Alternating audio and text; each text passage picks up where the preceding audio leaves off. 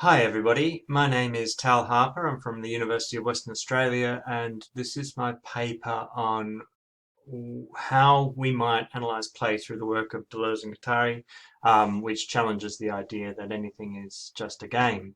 There's kind of a central conceit to my argument, which is that we can use Deleuze and Guattari's understanding of desire as a framework through which we can analyse and understand games. And the reason that I've wanted to try and develop this is really to develop an analytic framework that we can use to assess games in a kind of formal sense and also in terms of their social impact.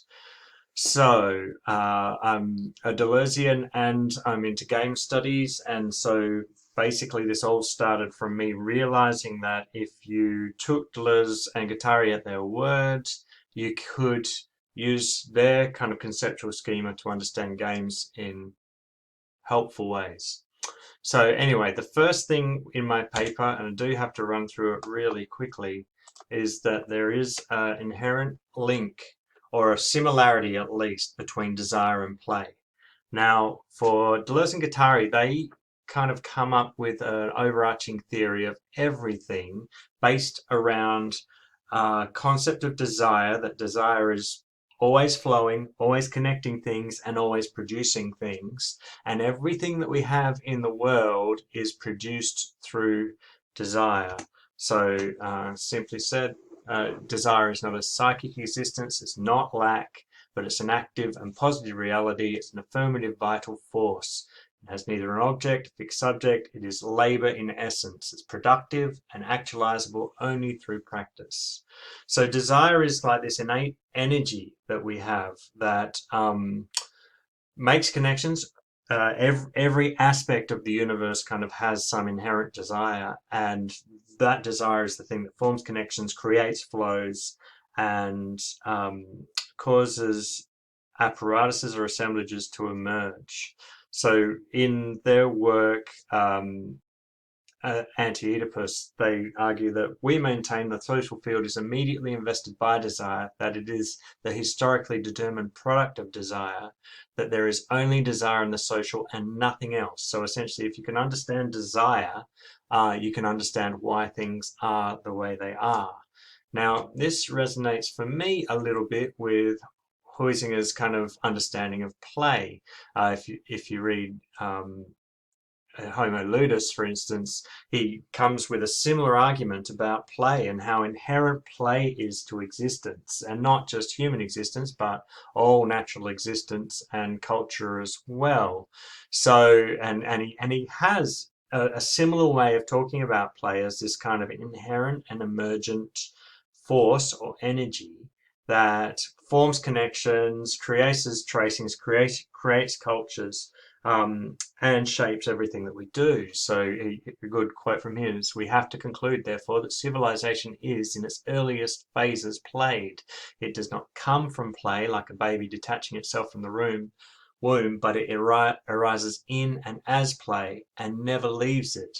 So everything that we do in our civilization, according to Huizinga, is essentially a codification of play. Play is the inherent energy that makes this happen. So it's really that resonance that I think is bears closer scrutiny. And for a Deleuzian, look, they argue that everything in the universe is essentially a codification of desire. So play for them is certainly an instance of desire. Now, whether or not game studies theorists will agree that therefore all play is desire and desire is play, I'm not so sure.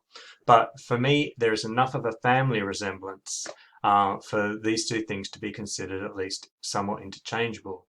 Um, I always think about it in terms of the force, OB1, an energy force created by all living things that surrounds us, penetrates us, it binds the galaxy together. Now, for Deleuze and Guattari, that's desire. For Huizinga, that's play. There's more resonances throughout game studies with the way in which these two things work together. Calois, for instance, describes the impetus for play arising in four forms, being agon, ilinx, alia, and mimicry. Because I'm going to run out of time, I won't go through them, but they all have very specific correlates in Deleuzean understandings of desire and what, where desire is motivated. Um, and another thing to think of in terms of Carl Wise, he identifies these as forms of play, but he could identify them as reasons we desire to play. They are experiences or connections that we desire in order to play, or at least they motivate our desire to play. And finally, the final kind of resonance is in flow. I mean, Csikszentmihalyi's idea of flow is quite common in game studies, I find, and it's the notion that basically a good game allows or produces or conducts a flow. And again, with Deleuze and Guattari's concept of desire, the whole point with desire is it does flow, that it seeks to make connections and then flow. So they argue that a theory of society must be a generalized theory of flows. Again, that's from Anti-Oedipus. Csikszentmihalyi argues that flow is its own reward, that people basically seek that out, and that helps resolve a tension with Kelwa, who says that play cannot be productive. It has to kind of have its own intrinsic rewards, and it's not involved with extrinsic rewards. And of course, he would identify this is a transformation of ludus, the desire for play, through paideia, the codification of play, to direct the flow of playful desire. But again, there is this kind of resonance between what we do in game studies and what Deleuze and Guattari describe as being the basic compositional forces of the universe. So if we can accept that desire and play are somewhat interchangeable, we can then use some of Deleuze and Guattari's analytical tools to think more carefully about how we think of games. So one of the most obvious ways of assessing this is the way that Deleuze and Guattari actually talk about games themselves in both A Thousand Plateaus and in a Deleuzean book called Negotiations. They describe games and play as managing flow through the operation of both smooth and striated spaces, if you like, smooth spaces and lined spaces. Now, some of this stuff is kind of counterintuitive. Basically, when they talk about the smooth, they're talking about the thing that generates desire. And the very interesting and important thing about the Deleuzean conception of the smooth is that it's composed of the different. It doesn't necessarily make sense when we think of something that's smooth. We think of something that's generally the same. But in Deleuzean formulations, this is about not having lines and not having bounds or boundaries around the experience, in this case, the space, the experience or the game. I've got some quotes there, I won't read them out, but basically what they're saying is that when you're talking about a smooth space, it's your ability to achieve the different, connect with something new, become something else, and experience something beyond what you're typically experiencing. And games have to have these kind of smooth spaces in order to entice you to play. It is, if you like, the moment of ludus, the moment of I want to experience something else. That's quite radical. And of course, the problem with that is it could go anywhere. That energy, being on a smooth space, engaging with difference, could go anywhere. So they use then the notion of the striated or the lined to kind of say, okay, game spaces also have these lines that shape or manage the flow of play. So that's pretty kind of similar with how Kawa describes the shift from ludus to paideia. But they also kind of go into a little critique of games themselves, talking about chess and go. Chess they describe as a very striated game. There's a very set amount of rules, set amount of moves, and even though there's quite a lot of moves, those moves are somewhat inflexible, and as a result you have patterns of play in chess that emerge as people play them. Go, on the other hand, is a very iterative game. It changes all the time. No two kind of games of Go tend to be the same, and as a result they see that as being involved in much more smooth play, even though there's a whole heap of lines on the go board.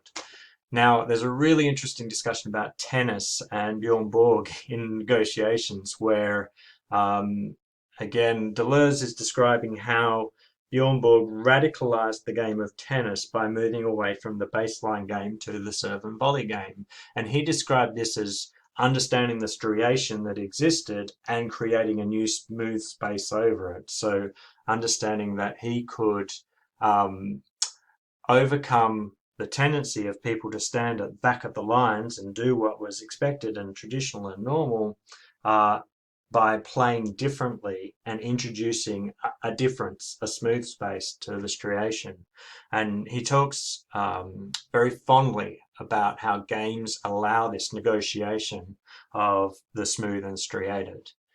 Anyway, so we can basically understand that the smooth is what motivates you to play, and the striations are the things that guide your playful desire towards particular ends. They're the rules, the programming, the lines, the board space, the theme, if you like, that takes your playful desire and puts it towards a certain end. I don't know why I'm getting caught here. Oh, there we are. The other thing that I think is really important to notice about their analytic framework is that they argue that desire is productive. Desire produces everything. So they obviously take issue with Kawa's statement that games or play cannot be productive or should not be productive. And they fall much more in with the likes of Bogost and Gonçalves, who talk more about what games do produce, even if it's a production that is quite incidental. Now, games produce, or desire produces, through the Deleuzean framework by the way that desire flows. And desire, in flowing, creates connections, it creates recordings, and it creates consumptions. And you can look at each one of those moments or each one of those incidences of flow and think carefully about whether this flow is positive or negative. So they introduce a kind of normative instrument to judge flows. So this is not just kind of an analytic without ethical or moral implications, if you like. But let's go through them each one. These are all called syntheses of desiring production in Deleuze and Guattari's framework.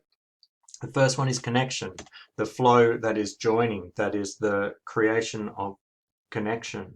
So with games, this is quite an obvious kind of flow. It is when desire encourages people to engage with each other and with the game.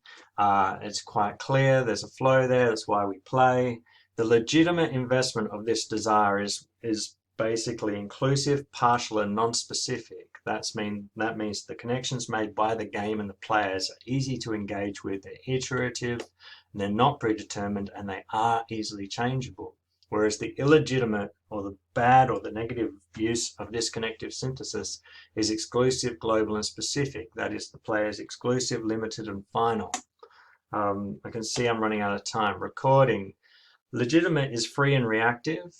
That is, you can change the rules to suit different abilities, players, and circumstances. The illegitimate is transcendental and immovable. With recording, what you're talking about is as things flow, they leave a trace. So like the Grand Canyon is basically the recording of the Colorado River, if you like.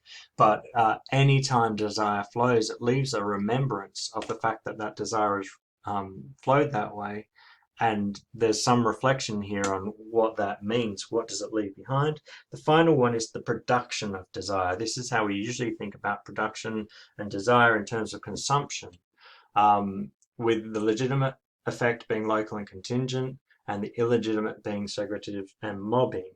I've given you a couple of examples. Unfortunately, I'm running out of time.